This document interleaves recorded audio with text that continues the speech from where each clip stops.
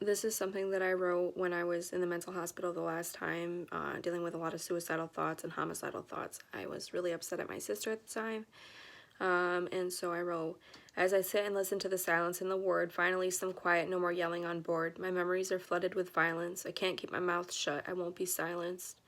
The guy walking by me triggered my heart, got me thinking of the common courtesy, the type of audacity I wish you could see. Life from my eyes, I think you demand a refund too. Life appears to be all shades of blue. I'm resilient like rubber, but my family is glue. I'm trying to dig so that I can heal. Will the horror stories even appeal?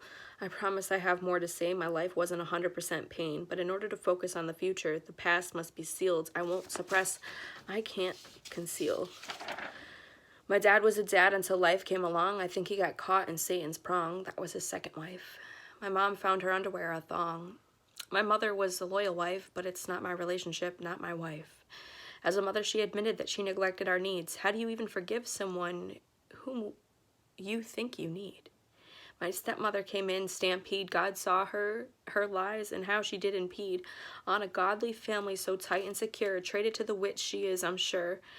But even though I grew up confused, I'm happy my salvation in heaven is fused.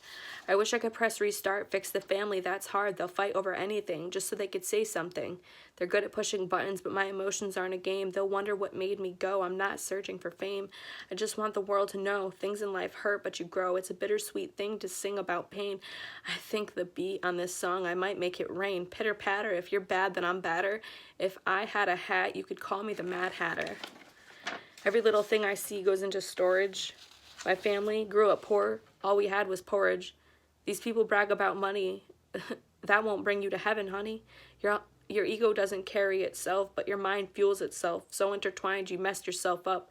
Your cognitive distortions, preempted dispositions mean nothing to me, but my father, he sees. That's why I'm not crying. Can't you see I'm trying? Trying to act appropriate when a doctor doesn't know how to articulate, when he can't even tell me there's a shuttle for you tomorrow, see? Yeah, it's over. I'll brush it off, but I'm not Red Rover. I won't come over. I don't like your shisty behavior, not one bit. You treat us like a chore. I'm asking for one thing, consistency, but in a place where they love the upper hand. Anything you say sounds like crap to me. Sounds like you know the debauchery, but that's just your boss, not your camaraderie. Don't ruin the laid-back atmosphere, or else they're bound to keep you one whole year. But how do you point at the corrupt when they're brainwashed from the buck? I know what you're thinking. What the fuck?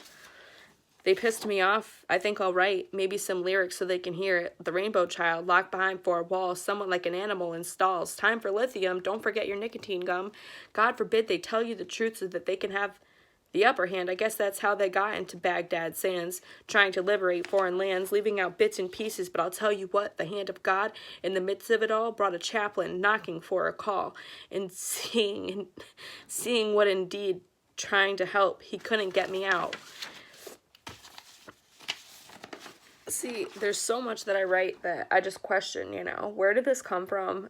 And why do I feel so strongly that God is calling me? And so basically, over a period of time after I've had all these dreams, God basically put it together for me with Bible verses saying, go to this Bible verse, and it's saying I'm going to send a messenger. And then over time it's saying, when and all the signs and what the messenger must be like and all this stuff. So basically God wanted someone who was alive and was capable of speaking and understanding his messages and was able to do it correctly.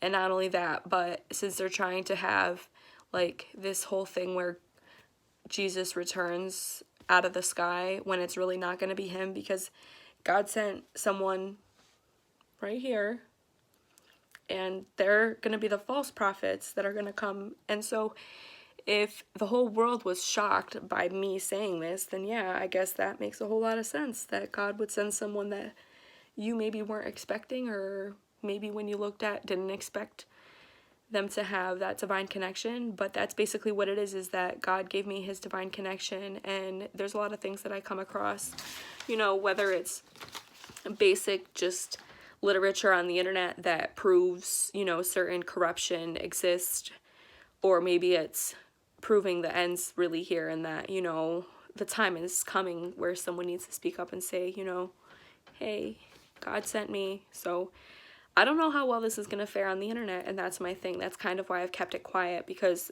obviously this is kind of big, and like, I guess for a while it's just been a little nerve-wracking to post. So I'm trying more and more. If you could see this video and share it, that'd be great. If not, God will do what he does, and it'll happen whenever he wants it to. And like, if he doesn't want it to happen, it won't happen. But that's my thing, is that I'm pretty sure God wants us to happen, like 99.9999999%. There's not, no, you know what? Let me take that back. There's not a shadow of doubt in my mind. The only doubt is like the people around me. They're not very receptive to the truth. And I'm hoping that if you see this video, you could just pray about it. And if God tells you, yes, this is true, then tell me. And if God says, no, this isn't true, then tell me. But either way, pray about it, and God will reveal to you the truth, like he always does. All right.